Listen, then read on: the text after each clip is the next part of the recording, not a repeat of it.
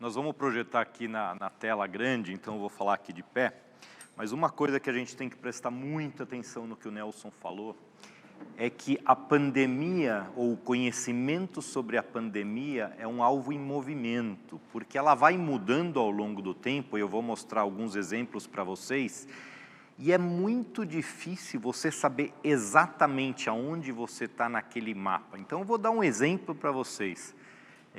No começo da pandemia ficou muito claro que os idosos tinham um risco maior de desenvolver uma infecção grave.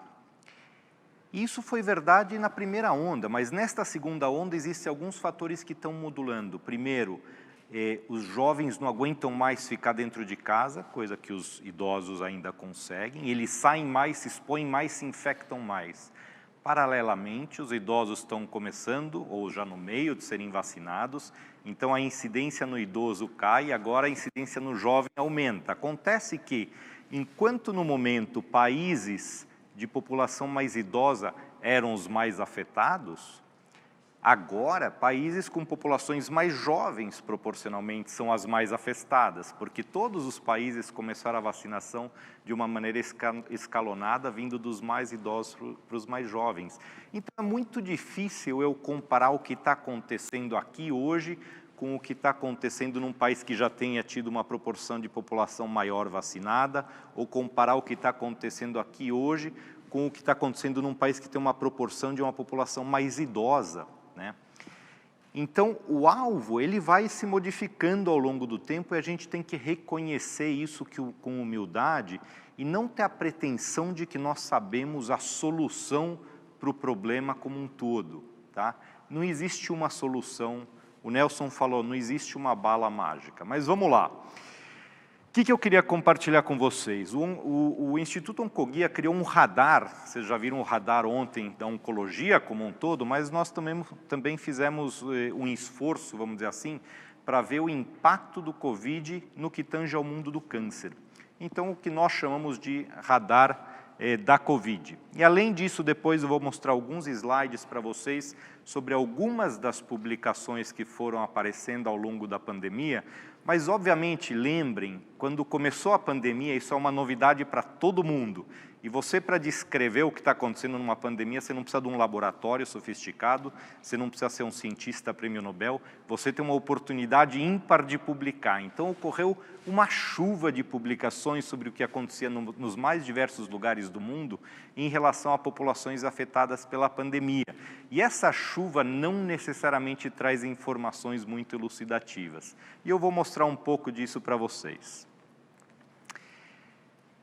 O que a pandemia causou no rastreamento, diagnóstico e tratamento do câncer no SUS? E hoje eu vou falar única e exclusivamente do impacto no SUS, de acordo com as bases que nós utilizamos para a coleta desses dados ao longo desse primeiro ano, ano e pouquinho da pandemia. Então, vocês olham aqui, essas colunas em cinza claro correspondem ao ano de 2019.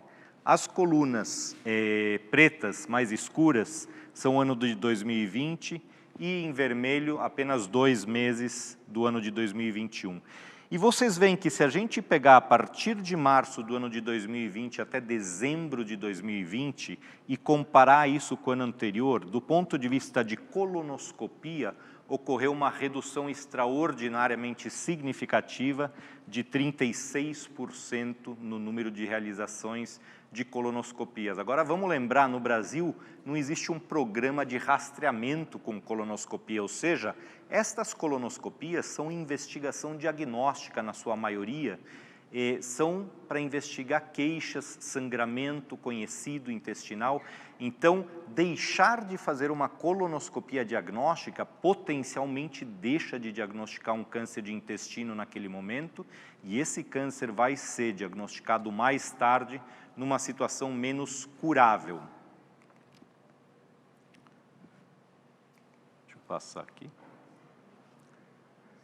Opa, passei 2 vezes, peço desculpas. Bom, em relação a mamografias, mais uma vez, comparando aqui a partir de março até o final do ano, comparado com o mesmo período de 2019, vocês vão ver que ocorreu uma queda de praticamente 49%, 48% nas mamografias de rastreamento. Isto é gente saudável, que não tem queixa nenhuma e que, portanto, foi fazer sua mamografia para fazer uma detecção precoce.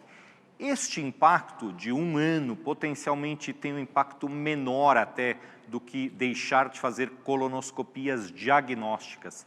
Mas acontece que esse impacto também foi visto no que tange as mamografias que não são de rastreamento, são mamografias diagnósticas, onde nós vimos aí uma redução de 26%. Então, essas são mulheres que tinham queixa e ou nódulo palpável e ele deixa de ser investigado com a mamografia e essa mulher que tem provavelmente um câncer vai ter um atraso no seu diagnóstico, com um consequente diagnóstico numa fase mais avançada, meses depois, uma curabilidade menor. Em relação à citologia do Papa Nicolau, rastreamento de câncer de colo uterino, nós vimos uma redução aí de 50%.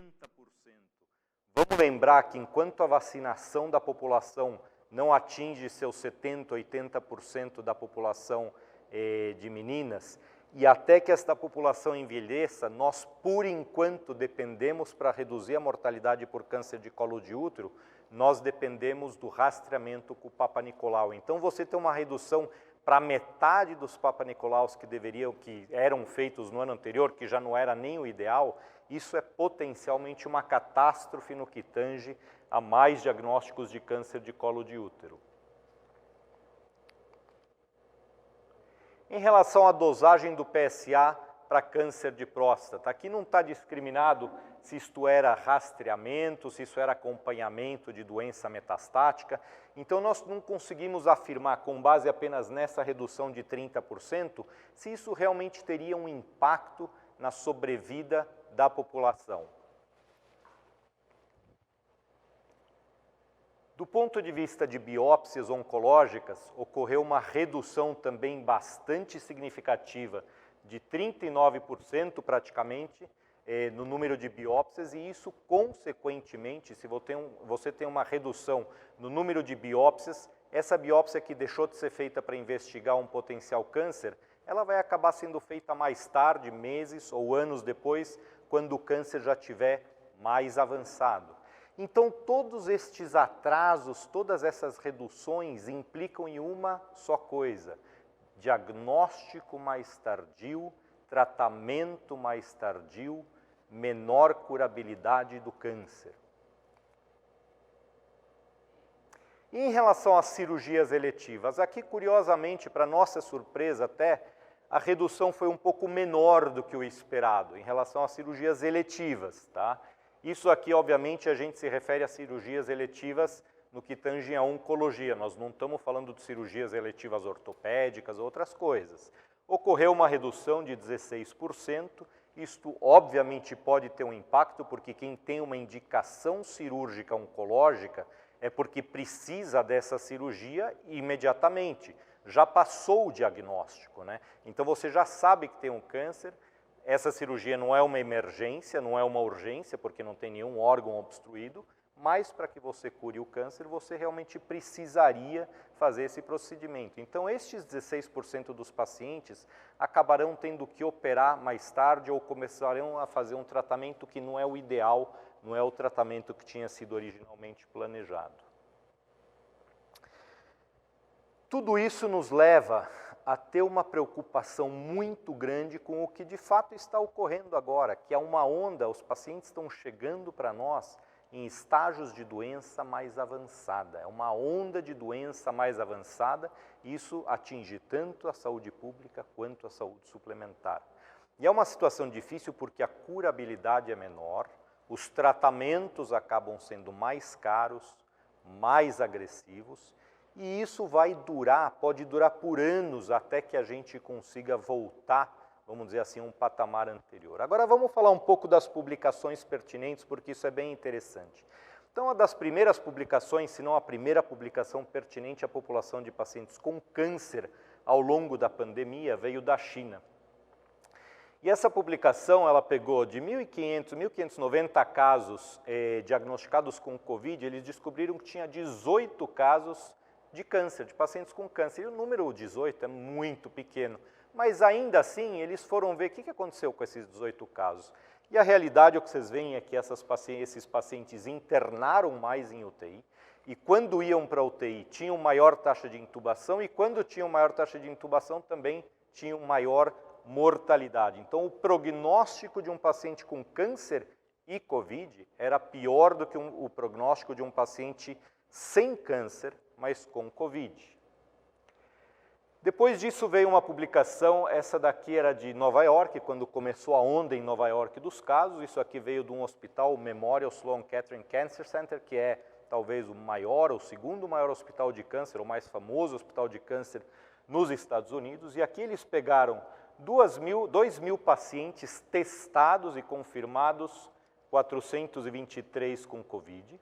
Desses 423, 40% chegaram a ser hospitalizados, isto é bastante mais do que a porcentagem de hospitalizações de quem tem Covid na população sem câncer. 20% chegaram a ter um quadro respiratório grave e 12% vieram a falecer, o que é mais do que a porcentagem tradicionalmente vista de óbitos por infecção de Covid. Quais foram os determinantes de hospitalização neste estudo? 2 determinantes: idade maior que 65 anos e, curiosamente, tratamento com imunoterapia, que é um dos braços de tratamento oncológico hoje, utilizado em diversos tipos de câncer. Eles observaram, então, que quem tomava, aqui do lado direito no quadro vocês veem, quem toma imunoterapia, que é ICI, versus quem não toma imunoterapia entre os pacientes com câncer, aqueles que tomavam entre os pacientes com câncer tinham um prognóstico pior em termos de intubação, inclusive em termos de óbito. Tá? Outra publicação, essa daqui veio do Reino Unido, quando começou a onda lá. Então vocês veem, conforme a onda passou da China, Nova York, Inglaterra, começam a vir as publicações dos respectivos lugares. Nesta publicação, eles fizeram a análise de 800 pacientes com câncer e com Covid, só que aqui eles só analisaram aqueles sintomáticos. Ou seja, eles não pegaram pacientes que eventualmente tinham câncer e que fizeram um teste assintomático e deu positivo. Eles só pegaram pacientes que tinham sintoma do Covid. Isso já é um viés de seleção. E o que eles observaram? 52% dos que tinham sintoma leve. Se você for ver, na população sem câncer, essa proporção é bastante maior, mas eles selecionaram para sintomáticos. Então é óbvio que existem pacientes com câncer completamente assintomáticos. E 28% faleceram. Vocês lembram que em Nova York eram 12%, e agora nós estamos falando de 28%, mas como assim, Rafael? O que eu levo a sério? Eu digo que o risco de morte entre pacientes com câncer e Covid é 28%, ou eu digo que é 12%? Então, as populações sendo analisadas é que são muito diferentes. E quando você tem populações diferentes, você tem que tomar muito cuidado para não querer comparar essas populações. Aqui existe uma seleção daqueles que já tinham falta de ar. O que eles observaram nesse grupo de pacientes no Reino Unido? Os maiores determinantes do risco de morte eram idade avançada e outras comorbidades. Hipertensão, doença cardiovascular, doença pulmonar obstrutiva crônica. Então, idade avançada, bateu com o que tinha sido visto na China e Nova York, e comorbidades, outras doenças. E, curiosamente, eles não observaram uma relação entre quem tinha feito quimioterapia nas 4 semanas anteriores, por exemplo, não observaram que essa população tivesse um risco de morte maior, assim como não observaram que a imunoterapia, que no outro estudo tinha sido um fator de risco, neste estudo não parecia ser um fator de risco. Hormonioterapia não aumentava o risco de morte. Terapias-alvo não aumentavam o risco de morte. Esse quadro do lado direito, depois vocês podem olhar com calma o slide, só para entender, eles vão quebrando a cada linha colorida, os grupos, e vão mostrando aonde foram alocados, da onde vieram os pacientes que vieram a falecer, da onde vieram os pacientes que não vieram a falecer, e é com base nesse quadro que eu concluí isto que está aqui embaixo. A quimioterapia e imunoterapia não pareceram aumentar o risco de morte para pacientes com câncer. Um outro estudo extremamente interessante, esse é um estudo internacional, de um consórcio que incluiu Estados Unidos, Canadá e Espanha, analisou 928 pacientes com câncer, com infecção de Covid, e o que eles observaram é que, do ponto de vista de determinantes do risco de morte, os maiores eram a idade, quanto maior a idade, maior o risco de morte. Curiosamente, foi repetido o fato de que homens parecem ter um risco maior de morte por infecção grave de Covid em tendo um câncer. Pacientes que estavam em tratamento ou que tinham doença ativa também tinham um risco maior de morte. E, mais uma vez, aqueles pacientes que têm outras doenças. Acontece que outras doenças não é só paciente com câncer que tem. Então, existem pacientes na população que são obesos e hipertensos e fumantes, e esses pacientes têm um risco maior. Então, a pergunta é, será que o fator de risco era o câncer ou eram essas comorbidades? Então, ficava esse vai e volta sobre será que pacientes com câncer têm de fato um risco maior por serem pacientes de câncer, ou será que o risco deles é maior quando tem a comorbidade, quando tem a idade avançada, e aliás, câncer é uma doença que é mais prevalente em idade mais avançada. E por último, esse talvez seja o estudo mais limpo, eles pegaram numa instituição, num só estado, numa cidade norte-americana, e avaliaram aqui 312 pacientes com câncer naquela instituição versus 4.822 pacientes sem câncer, todos eles com Covid, todos eles com sintomas respiratórios graves, e aí eles foram comparar que determinante entre esses dois grupos é que aumenta o risco de morte. O que eles observaram é que sim, o diagnóstico de câncer por si só é responsável por mais do que dobrar o risco de morte destes pacientes. Idade acima de 65 anos, sim, é um fator que multiplica por quase 6 o risco de morte para estes pacientes. E é uma seleção, os pacientes que têm sintomas respiratórios graves. Nós não estamos falando dos ambulatoriais. Sexo, mais uma vez, homens pareceram ter um risco 2 vezes maior que mulheres de morrer. E, por último, doença renal crônica, pacientes que têm insuficiência renal, que é uma comorbidade, é uma outra doença, tinham um risco maior. Então, com esse vai e volta, onde é que nós ficamos? O que nós temos que falar para os nossos pacientes que se tratam de um câncer? Primeiro, eu não tenho dados para dizer que aquela mulher que teve um câncer de mama e operou há 3 anos atrás e está tomando um comprimido de hormonioterapia, eu não tenho absolutamente nenhum dado na literatura para me dizer que esta mulher tem um risco maior do que uma mulher da mesma idade, com as mesmas comorbidades e sem câncer, de morrer de uma eventual infecção de Covid. Mas, para pacientes que estão com doença ativa, que estão em tratamento, sim, este risco de morte, uma vez que eles peguem Covid, é maior do que o da população sem câncer. Então, pacientes em tratamento com quimioterapia ou imunoterapia neste momento, isto pode mudar ao longo dos próximos meses, neste momento, eles podem ter uma infecção por Covid mais grave e eles têm um risco maior de mortalidade. Pacientes com câncer em atividade, seja ele precoce, seja ele metastático, seja ele no período perioperatório, tem um risco maior de mortalidade por Covid. Daí vem as recomendações para que ocorra a vacinação de todo paciente que está em tratamento com câncer. E essas recomendações são virtualmente internacionais. Todo mundo que está num tratamento ou terminou um tratamento nos últimos 6 meses ou está num tratamento de câncer, seja com químio, seja com imunoterapia, seja uma grande cirurgia oncológica, deveria ser vacinado.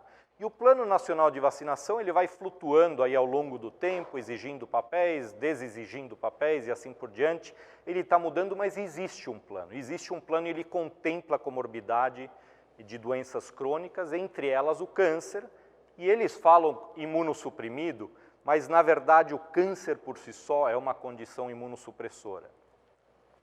Não existem dados, até hoje publicados, sobre a segurança de uma vacina ou a eficácia de uma vacina estritamente numa população de câncer, de pacientes com câncer. No entanto, com base em todas as outras vacinas que nós conhecemos há décadas, nós podemos afirmar que a vacinação é segura e nós não temos nenhum motivo para pensar que a vacinação seja menos eficaz na população de pacientes com câncer, excetuando um pequeno grupo, que são aqueles pacientes que passaram por um transplante de medula óssea e que, portanto, usam imunossupressores muito potentes. Nessa população de pacientes, possivelmente, a eficácia da vacina possa ser menor, e esta população de pacientes transplantados medulares deve conversar com seus médicos para ver se, de fato, eles devem ou não ser vacinados.